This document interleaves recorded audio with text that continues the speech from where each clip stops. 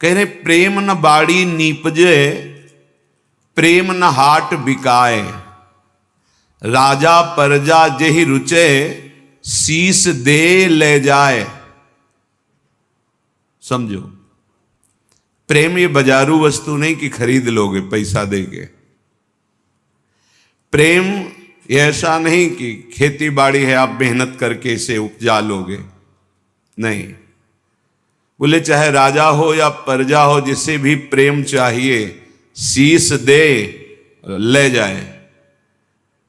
नारायण अति कठिन है हरि मिलन की बाट, या में पग पीछे धरे, प्रथम शीस दे काट। प्रथम शीस दे काट, शीस दे ले जाए, इसका क्या भाव होता है? अहम का समर्पण, बिका हुआ मैं हूं, मेरी कोई इच्छा नहीं, मेरी कोई चाह नहीं, अब जो ही कहें करें हम सोई, और जैसा वो करते जोई जोई प्यारो करे सोई मुझे भावे। बात हो गई, प्रेम नेत्र खुलने का अधिकारी हो गया। ये अहम ही तो नचा रहा है। ये कभी वैराग्य में बैठा लेगा, कभी तपस्या में, कभी भोगों में, कभी प्रमाद में। इसके अनुसार थोड़ी भूमिकाएं बनती हैं भक्ति की या ज्ञान की। आचार्यवाणी गुरुवाणी उनकी आज्ञा अनुसार चलने पर हृदय में भूमिकाएं जागृत होती रहती हैं। ये अहंकारी देहाभिमानी सुधरना ही नहीं चाहता, मनमानी आचरण करना चाहता है। मनमानी आचरणों से ही तो आज तक हम विमुख रहे, सुख से, शांति से, भगवदानंद से। दुख और अशांति, क्लेश और बंधन बार बार यही मन और बुद्धि तो दे रहे हैं। बिल्कुल सत्य बात कह रहा हूं, इसे केवल सुनना ही मत समझ लेना। पूज्य राधा बाबा के वचन, ये साथ आए बिना तुम चाहे प्रेम के प्रवचन कर लो, चाहे सुन लो, प्रेम तुम्हारे हृदय में जागृत नहीं होगा, अंतर्दृष्टि नहीं खुलेगी। श्रीपाद कह रहे हैं अंतर्दृष्टि पश्य वृंदावनस्य, अंतर्दृष्टि से वृंदावन का दर्शन होता है। हमारी देखो बाहर नेत्र तो हैं पर त्रिगुणात्मिका माया के हैं।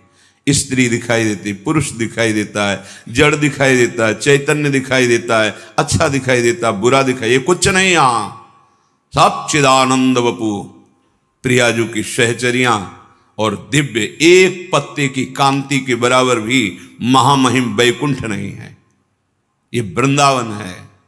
वृंदावन द्युति पत्र की उपमा को कछु नाही, कोटि कोटि वैकुंठ हो तेसम कहे न जाए। क्यों कि एक एक पत्ते और फूल में मेरी लाडली जू का प्रतिबिंब पड़ता है। पत्र प्रसून बीच प्रतिबिंब ही, नख सिख प्रिया जनावे। कहां वैकुंठ में वो सुख तो सखाओं को भी अच्छा नहीं लगा वैकुंठ का। फिर नित्य प्रिया प्रीतम के अंग सेवी सहचरी भाव अलग। तो वृंदावन अंतर्दृष्टि पश्य। जब तक भगवत साक्षात्कार नहीं हो जाता तब तक बहुत सावधान। इसके बाद सावधान रहने की जरूरत ही नहीं। जैसे मन सच्चिदानंद प्रभु का स्पर्श करेगा फिर इसको विषय सेवन की स्मृति ही नहीं रह जाती। उसे उपरती अवस्था कहते हैं। एक होती त्याग अवस्था, ये साधक करता है, विषयों के प्रति आकर्षण है पर भोगूंगा नहीं क्योंकि मुझे भगवत प्राप्ति करनी है। दूसरी होती वैराग्य अवस्था, भोगों का सानिध्य है, ये भी जानते हैं कि हाँ ये भोगने में मन बुद्धि कहते हैं कि सुखद है, पर नहीं, राग रहित हो रहा है। और एक स्थिति आती है कि भोग सामग्री सानिध्य है, ये भोगने वाली चीज इसकी स्मृति खत्म। जैसे विष्ठा देख करके भोगने की खाने की इच्छा नहीं होगी, वमन देखकर खाने की इच्छा नहीं होगी। मलवत, वमनवत, विषवत, ऐसे यहां से लेके ब्रह्मलोक तक के भोगों का उसे त्याग हो जाता है, जिसे उपरति कहते हैं। भोग सामग्री है, भोगने की इच्छा ही नहीं है, ये बोध भी नहीं रहता कि ये भोगना चाहिए, क्योंकि अखंड स्मृति जागृत हो गई आराध्य देव की। पहला, उपासक को शांत लक्षण धारण करना है। काम आ रहा है, क्रोध आ रहा है, कोई गाली दे रहा है, विक्षेप हो रहा है, प्रतिकूलता आ रही, अपमान, अनुकूलता आ रही, सम्मान। शांत का मतलब ना हर्ष न शोक, गंभीर, अंदर से गंभीर शांत। पहला लक्षण अंतर्दृष्टि खोलने के लिए।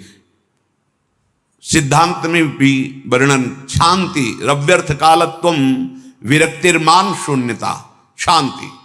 अपने प्रति कोई बार बार अपराध कर रहा है, शांत। न शरीर से दंड, न वाणी से दंड, न मन से दंड देने का संकल्प, क्योंकि सब में मेरा प्रभु विराजमान है। बिल्कुल ध्यान से बाबा ने कहा, ये बिल्कुल सत्य सत्य बात कह रहा हूं। प्राणपन से इन सातों बातों का निर्वाह करोगे तो अंतर्दृष्टि खुल जाएगी। प्रेम, यदि आप थोड़ा भी प्रमाद करेंगे तो इनको धारण नहीं कर पाएंगे। पहला ही है शांत, भाव देश में भी पहला है शांत।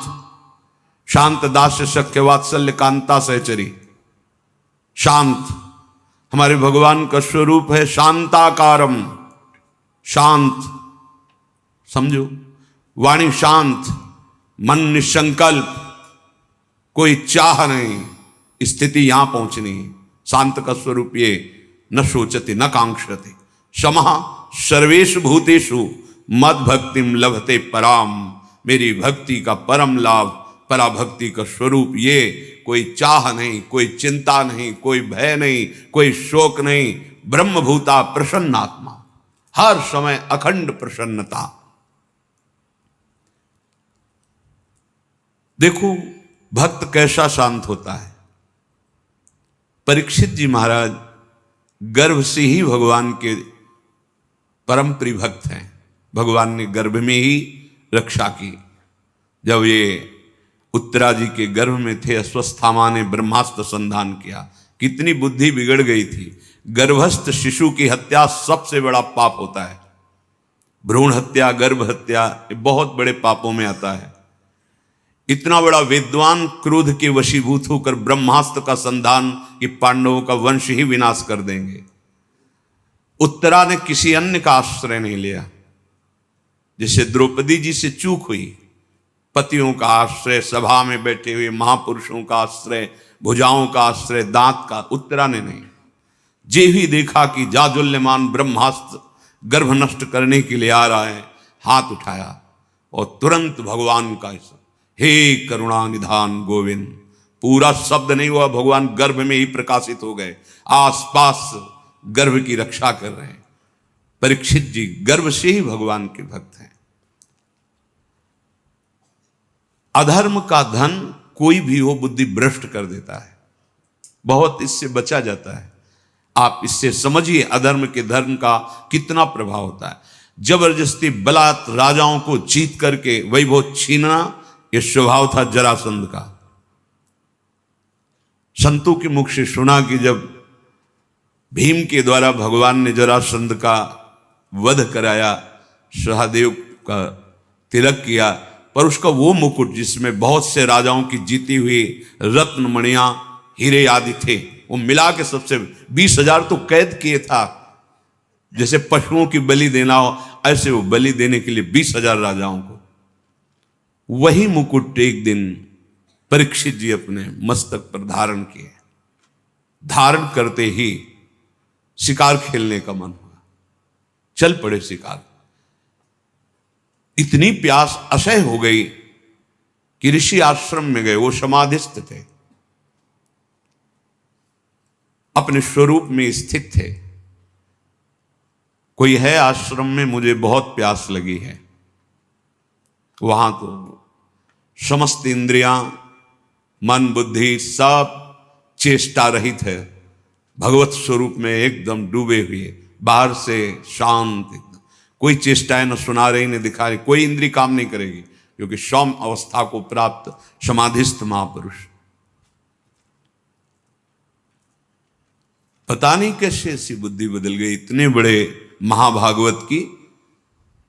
उपेक्षा करके बाहर निकले, देखा एक मरा हुआ सर्प पड़ा था, ऐसे धनुष की नोक से उठाया और ऋषि के गले में डाल दिया। महत अपराध है। साधु का उपहास या इस तरह की चेष्टाएं, उनको इसका भी पता नहीं चला, तो शांत अपने स्वरूप में स्थित हैं। कुछ ब्रह्म ऋषि कुमार देखे कि राजा परीक्षित अंदर गए थे, बाहर गए तो कोई बात ही क्या, वहां गए तो देखा समाधिस्थ थे। उनके गले में मरा हुआ सर्प। तो ऋषि कुमार दौड़ते हुए श्रृंगी ऋषि जहां स्नान कर रहे थे वहां गए और कहा, राजा परीक्षित ने बड़ा उपहास किया आपके पिताश्री का, एक मरा हुआ सर्प गले में डाल दिया। इतनी बड़ी सामर्थ्य कैसे कि समाधिस्थ मेरे पिता का अपमान। तो क्या उन्होंने समझ लिया कि राजाओं के पास ही बल होता है, ब्रह्म ऋषियों के पास बल नहीं होता?